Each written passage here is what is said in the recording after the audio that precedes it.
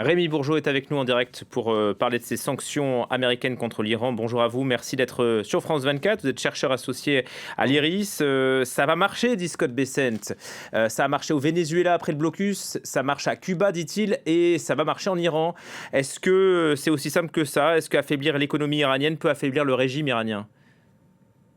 Alors, l'économie iranienne est effectivement très affaiblie, mais on voit un gigantesque décalage entre les annonces américaines, si on les regarde concrètement, et cette prétention d'une guerre économique totale qui serait menée, puisqu'évidemment l'obstacle dans cette aspiration à une guerre économique totale de la part des États-Unis, c'est la Chine, qui est le plus important partenaire commercial de l'Iran, qui est à la fois un importateur de pétrole et qui fournit l'Iran en composants essentiels. La Chine refuse ces sanctions et dans l'état actuel des relations entre la Chine et les États-Unis, avec les pressions précédentes de la Chine contre les menaces américaines de nature même commerciale, les États-Unis ne peuvent pas se permettre de partir à l'offensive contre la Chine avec des mesures de sanctions dites secondaires réelles. Donc on a un vrai décalage entre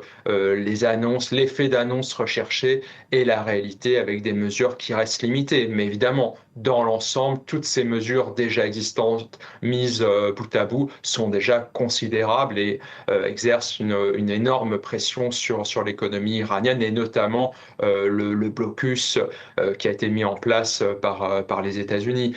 Donc si je vous Mais suis là, on bien, voit Rémi quand Bourgeot, même. c'est des effets d'annonce, quoi. Ça ne rentrera pas en vigueur. C'est-à-dire, on voit du côté américain un désespoir de la part de Donald Trump, qui sait que cette guerre est perdue sur le plan militaire. C'est une catastrophe stratégique. Les États-Unis ont perdu une grande partie de leur présence au Moyen-Orient, leur présence effective. Et donc, il s'agit d'annoncer des mesures très fortes pour annoncer aux néoconservateurs, en particulier aux États-Unis, qu'ils poursuivent l'offensive, mais en cherchant à se dégager sur le plan militaire. Mais en termes de sanctions réelles, on voit que les partenaires de l'Iran, partenaires commerciaux, refusent l'application de ces sanctions, ce qui n'était pas le cas dans le passé. Il y a encore quelques années, quand les États-Unis annonçaient des sanctions menaçant notamment les banques dans ces pays, ça a créé une véritable panique et ces sanctions étaient suivies de fait par les pays concernés. Ce qui se passe aujourd'hui en Chine, c'est que le gouvernement chinois interdit aux banques d'avoir cette réaction et leur interdit donc d'appliquer ces sanctions. Vous avez d'autres pays aussi qui sont importants dans ce cadre, comme la Turquie, qui ne peut pas non plus se permettre de suivre les injonctions américaines, qui n'y a aucun intérêt. Les Émirats arabes unis sont dans une position différente, puisqu'ils étaient plutôt à l'offensive, à demander il y a quelques mois aux États-Unis de finir le travail, mais ils ont aussi cherché à trouver quand même un modus vivendi avec l'Iran. Mais globalement, les États-Unis n'ont pas les moyens d'imposer ces sanctions dites secondaires massives sur les partenaires commerciaux de l'Iran. Ça veut dire que la Chine, la Russie, la Turquie, si elles ne respectent pas les sanctions secondaires américaines, ne s'exposent pas là à des représailles américaines. Alors, ces pays sont dans une situation très différente vis-à-vis des États-Unis. C'est-à-dire que la Chine est entrée dans un bras de fer depuis déjà, disons, 2 ans, où elle refuse une partie des sanctions américaines et elle interdit aux entreprises, et notamment aux banques, de les mettre en place. Donc ça, on l'a vu déjà dans le cas de la guerre commerciale, avec la menace de la Chine de restreindre les exportations de terres rares face aux menaces de droits de douane américains.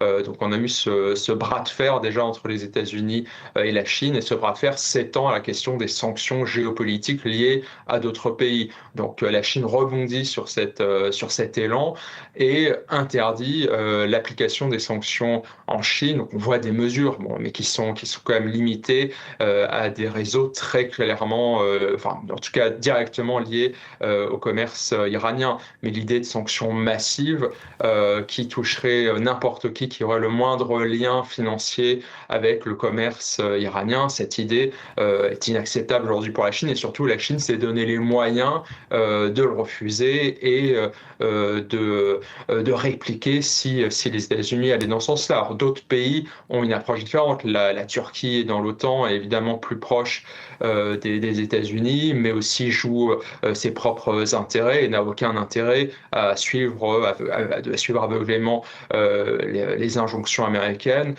Ça n'est pas à l'agenda. Et la Russie, n'en parlons même pas de ce point de vue-là. Être déjà sous sanctions, c'est déjà un autre type de relation, qui a une autre importance, notamment militaire, vis-à-vis de l'Iran. Une dernière question, Rémi Bourgeot, assez rapidement, sur le détroit d'Ormuz. Qui tient la corde? Ce sont encore les Iraniens ou pas?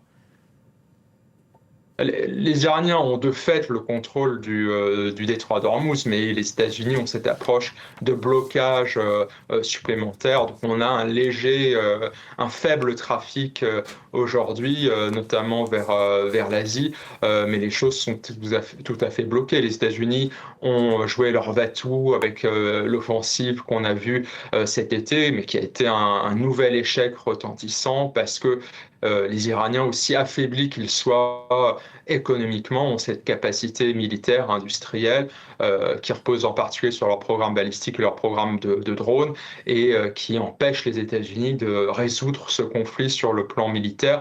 Donc aujourd'hui, on voit le déplacement de la rhétorique américaine sur le plan économique, mais du fait de ce qui s'est passé ces 2 dernières années sur le plan notamment de la guerre commerciale, on voit qu'en fait, les moyens sont tout à fait limités. Mais c'est un moyen pour Donald Trump d'envoyer des signaux aux camps néoconservateurs aussi, pour essayer petit à petit de s'extirper de cette situation qu'il sait désespérer.